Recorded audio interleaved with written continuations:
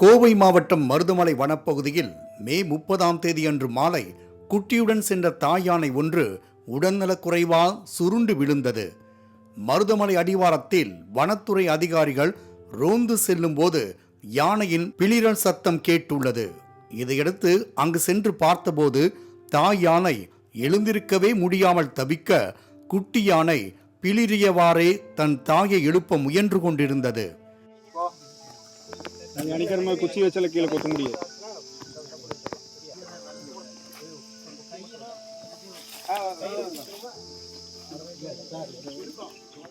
இதையடுத்து மண்டல வன பாதுகாவலர், மாவட்ட வன அலுவலர், கால்நடை மருத்துவர்கள் வனப்பகுதியிலேயே முகாமிட்டு யானைக்கு சிகிச்சை மேற்கொண்டனர்.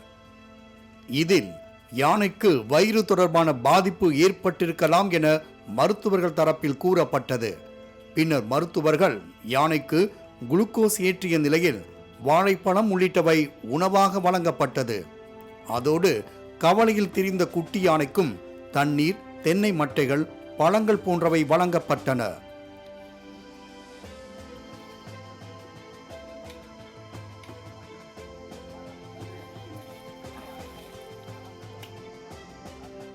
தாய் யானையை வனத்துறை அதிகாரிகள் காப்பாற்ற முயற்சி செய்வதை கவனித்த குட்டி யானைக்கு கொஞ்சம் தைரியம் உண்டானது.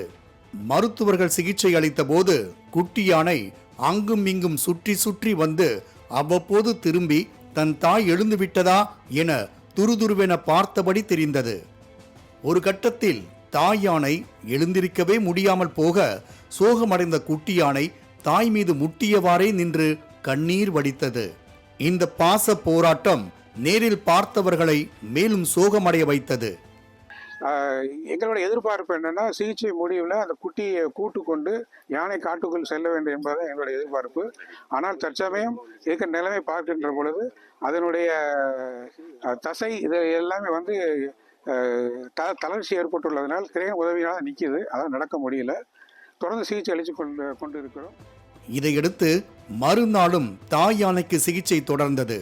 வனப்பகுதிக்குள் கிரேன் வரவழைக்கப்பட்டு அதன் மூலம் தாய் யானையை தூக்கி நிறுத்தி அதன் மீது தண்ணீர் தெளித்தனர்.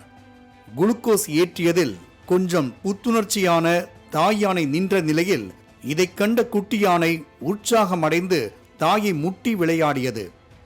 2 நாட்களுக்கு முன்பு நீலகிரியின் 26 அடி கிணற்றில் விழுந்த குட்டி யானை பத்திரமாக மீட்கப்பட்டது குறிப்பிடத்தக்கது.